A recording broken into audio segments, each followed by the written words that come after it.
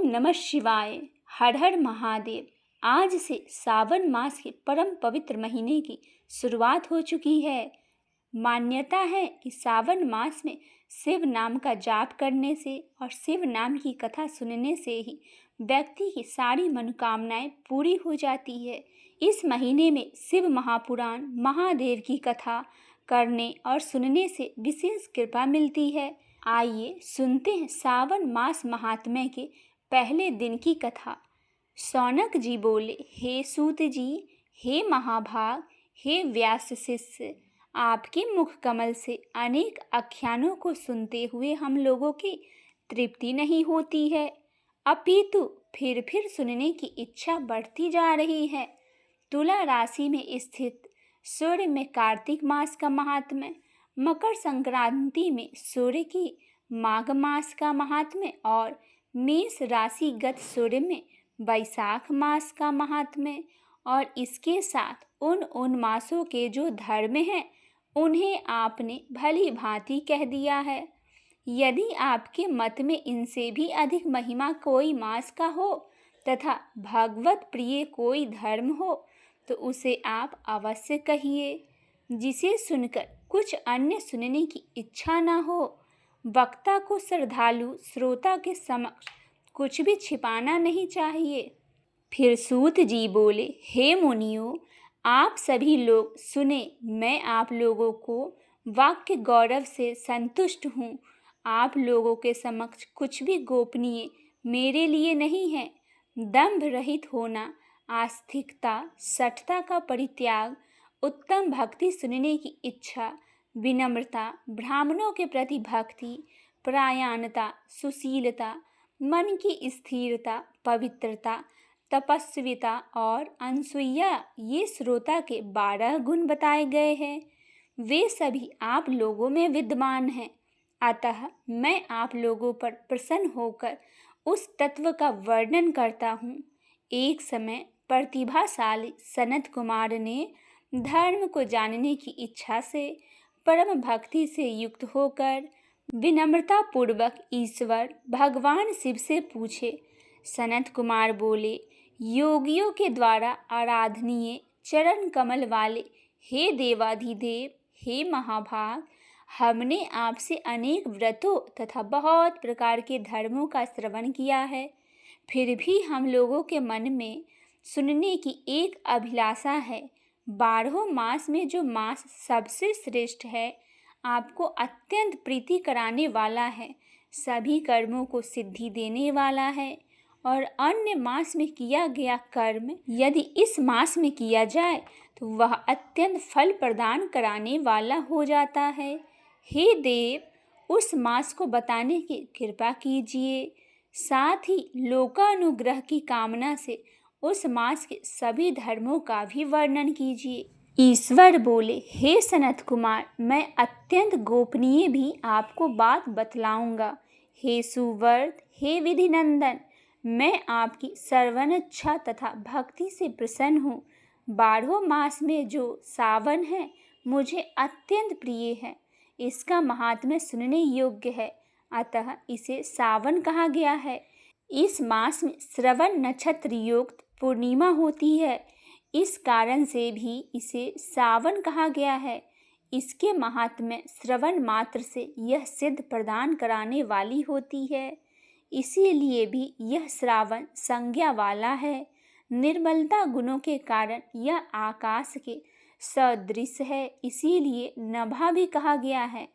इस सावन मास के धर्मों की गणना करने में इस पृथ्वी लोक में कौन समर्थ हो सकता है, जिसके फल का संपूर्ण रूप से वर्णन करने के लिए ब्रह्मा जी 4 मुख वाले हुए, जिसके फल के महिमा को देखने के लिए इंद्र 1000 नेत्रों से युक्त हुए और जिसके फल को कहने के लिए शेष नाग 2000 जिह्वाओं से संपन्न हुए।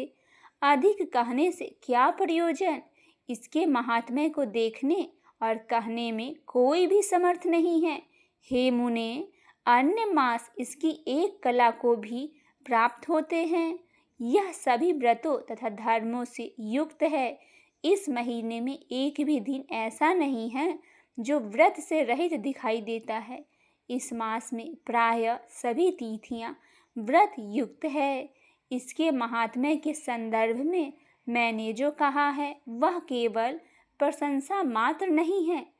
जिज्ञासुओं, भक्तों, अर्थ की कामना करने वाले, मोक्ष की अभिलाषा रखने वाले और अपने अपने अवशिष्ट की आकांक्षा रखने वाले चारों प्रकार के लोग ब्रह्मचार्य, गृहस्थ, वानप्रस्थ, संन्यास आश्रम वाले इस सावन में व्रत अनुष्ठान करना चाहिए। सनत कुमार बोले, हे भगवान, आपने जो कहा है कि इस मास में सभी दिन सभी तिथियां व्रत करने लायक है, तो आप उन्हें मुझे बतलाइए। किस तिथि में और किस दिन में कौन सा व्रत होता है? उस व्रत का अधिकारी कौन है? उस व्रत का फल क्या है? उसकी विधि क्या है? किस किस ने उस व्रत को किया है? उसके उद्यापन की विधि क्या है? उसके देवता कौन है? उसकी पूजन कहाँ होनी चाहिए? पूजन की सामग्री क्या होनी चाहिए? और किस व्रत का कौन सा समय होना चाहिए? हे प्रभु, वह सब आप मुझे बतलाइए। यह मास आपको प्रिय क्यों है? किस कारण यह पवित्र है? इस मास में भगवान का कौन सा अवतार हुआ? यह सभी मासों में श्रेष्ठ कैसे हुआ? और इस मास में कौन कौन धर्म अनुष्ठान के योग्य है? हे प्रभु, यह सब बतलाइए। आपके समक्ष मुझ अज्ञानी को प्रश्न करने में कितना ज्ञान हो सकता है, अतः आप संपूर्ण रूप से बताइए कि हे कृपालु, मेरे पूछने के अतिरिक्त भी जो शेष रह गया हो उसे भी लोगों के उद्धार के लिए आप कृपा करके बतलाइए। रविवार, सोमवार, मंगलवार, बुधवार, गुरुवार, शुक्रवार और शनिवार के दिन जो करना चाहिए, हे विभो, वह सब मुझे बतलाइए। आप सबके आदि में आविर्भूत हुए हैं, अतः आपको आदि देव भी कहा गया है। जैसे एक की विधि बाधा के अन्य की विधि बाधा होती है, वैसे ही अन्य देवताओं के अल्प देवता के कारण आपका महादेव माना गया है। तीनों देवताओं के निवास स्थान पीपल वृक्ष के सबसे ऊपर आपकी स्थिति है। कल्याण रूप होने के कारण आप शिव है और पाप समूह के हरने के कारण आप हर है।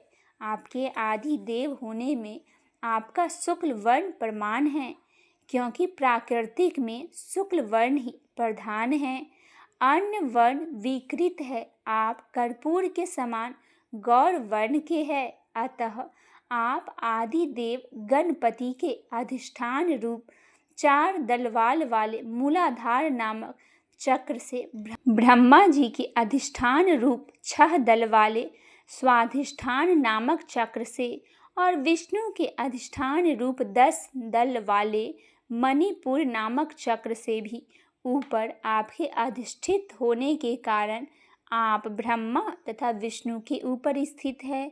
यह आपकी प्रधानता को व्यक्त करता है। हे देव, आपका एकमात्र पूजा से पंचायतन पूजा हो जाता है, जो दूसरे देवता की पूजा से किसी भी तरह संभव नहीं है। आप स्वयं शिव है। आपकी बाईं जांघ पर शक्ति स्वरूपा दुर्गा, दाहिनी जांघ पर गणपति, आपके नेत्र में सूर्य तथा हृदय में भक्त राज भगवान श्री हरि विराजमान हैं।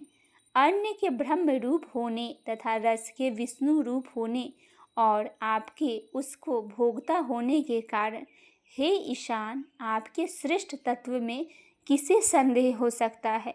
सबको वेरक्त की शिक्षा देने हेतु आप शमशान में तथा पर्वत पर निवास करते हैं। पुरुष सूक्त में उत्तामृत स्वयं इस मंत्र के द्वारा प्रतिपादन के योग्य है। ऐसे महर्षियों ने कहा है, जगत का संहार करने वाले हलाहल को गले में किसने धारण किया? महाप्रलय की कालंगनी को अपने मस्तक पर धारण करने में कौन समर्थ था? संसार रूप अंधकूप में पतन के हेतु कामदेव को किसने भस्म किया? किसने भस्म किया? आप ऐसे हैं कि आपकी महिमा का वर्णन करने में कौन समर्थ है? एक तुच्छ प्राणी मैं करोड़ों जन्मों में भी आपके प्रभाव का वर्णन नहीं कर सकता। अतः आप मेरे ऊपर कृपा करके मेरे प्रश्नों के उत्तर बतलाइए। अतः इस प्रकार सावन मास महात्म्य के पहले दिन की कथा यहीं पे समाप्त हुई। इसके आगे की कथा हम कल के वीडियो में सुनेंगे। ओम नमः शिवाय। हर हर महादेव।